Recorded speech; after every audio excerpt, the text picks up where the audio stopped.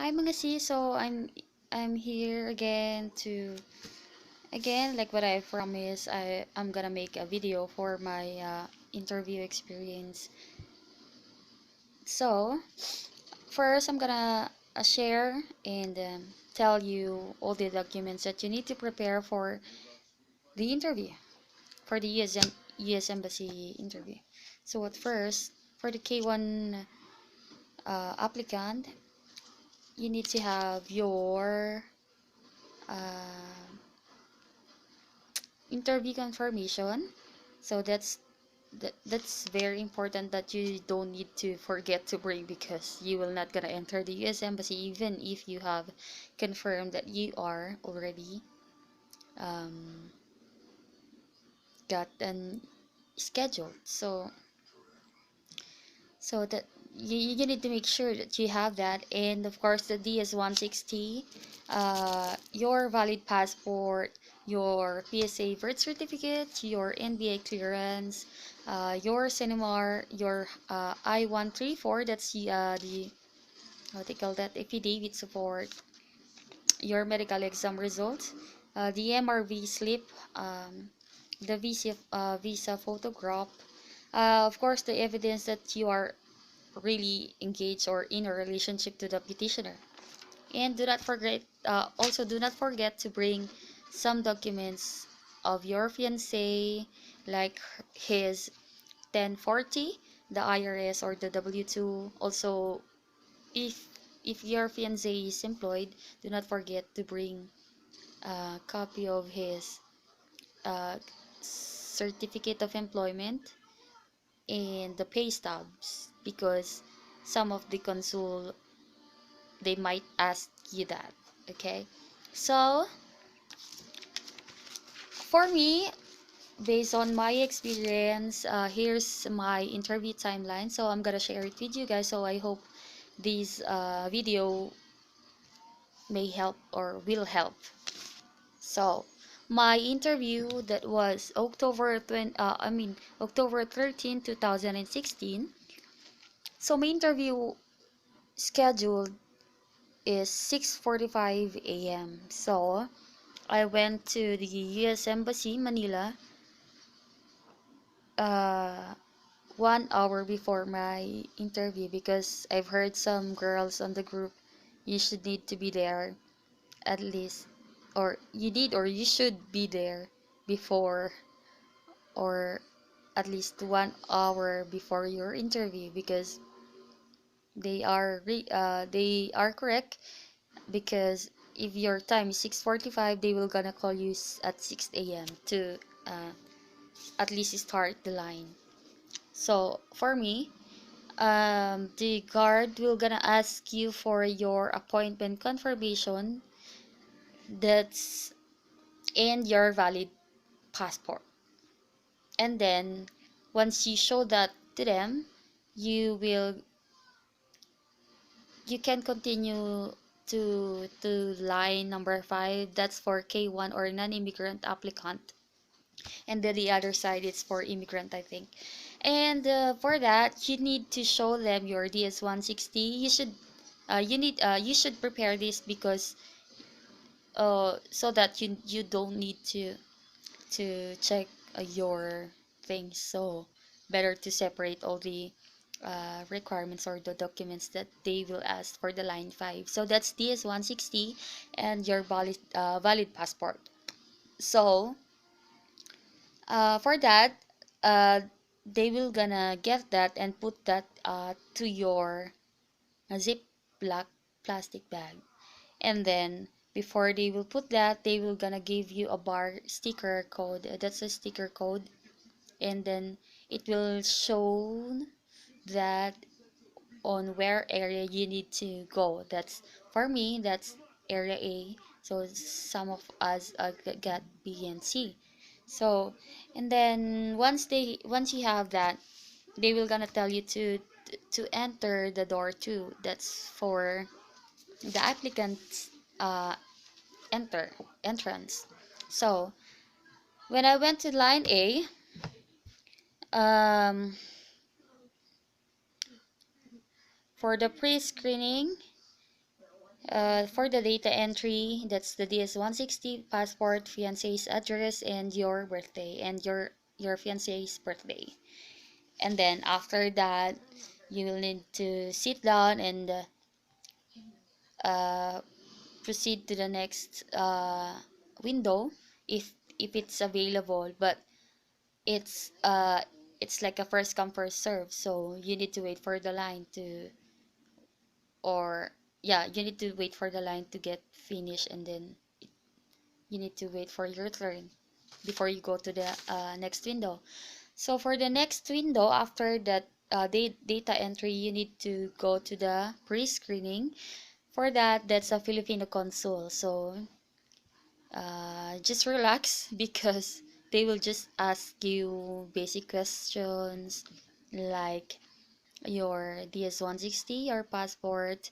They will gonna ask you for your NBA clearance, your CNMR, your PSA birth certificate, and for me, they asked for the I-134 for the if it has any supporting documents like IRS or and W2. And of course, they look and check my photos together with my fiance, and then they asked me if how we met and my fiance's job, and then how many times he visited me. And then since I'm already done with that, maybe uh, the consul is already convinced for my documents. They let me what they call that? They let me go through the fingerprinting area. So that's the fingerprinting area. Uh, that's an American consul. So you don't need to worry about because you don't need to show anything for that, and you just need to do the for left fingerprinting. That's you should need to put that to the fingerprinting scanning, uh, and then the for right, and then if it's clear, then you need to proceed for the two thumbs up together. So you need to put your two thumbs to that scanning machine, and then if it's okay, then you need to wait for the another step. That's for the oath taking. For that, for me, what they ask is you just need to raise your right hand to promise that you will need to uh, tell the truth, and all the information is correct. So you just need to say yes. So nothing to worry about that. And then for me, for the last step, that's the final interview. So the that's an American consul. And by the way, if you are really confused to speak out or to use the English language, for the pre-screening, they will ask you for a translator. So for me, I don't need that. And for my last interview, that's the American consul. They asked, he actually reviewed very carefully about my documents because first he asked me about the age gap because I am only 25 and my fiance was 60. So maybe he has doubt why would I marry 35 years gap age. So he asked me that. So I I answered that, and he's fully satisfied to my answer because here's my answer. So for those who was confused about the age gap, um, I told him that age is just a number, and it's not a big problem because we are very open person, and in our relationship, it's like a give and take. So, and he also asked me, how do you know him? Do you know him so much, or are you really sure to marry him? I said yes, because uh, for all the girls who are, this is my answer actually. For all the girls who are planning to get married, they are looking for a very responsible person, respectful man, and loving and caring. Loving and caring also. So he said, okay. And then he checked my papers again and my fiance's document. So he said, okay. And then he said, he also told me, I think there's no problem for me to deny your visa or to hold your visa, because as what I've seen, all the documents are perfect, and he don't have any criminal records. He's never been married, and like what you said, he respect you. So that's one thing. That is one good characteristic of a real man. Okay, so he said, and then he said that, and then he finally gave me two pamphlets that's for the instruction for the K1 fiancé visa applicant, and for the emergency numbers. So that's 911. So he said, okay, you can go home and tell your fiancé to marry you before 90 days.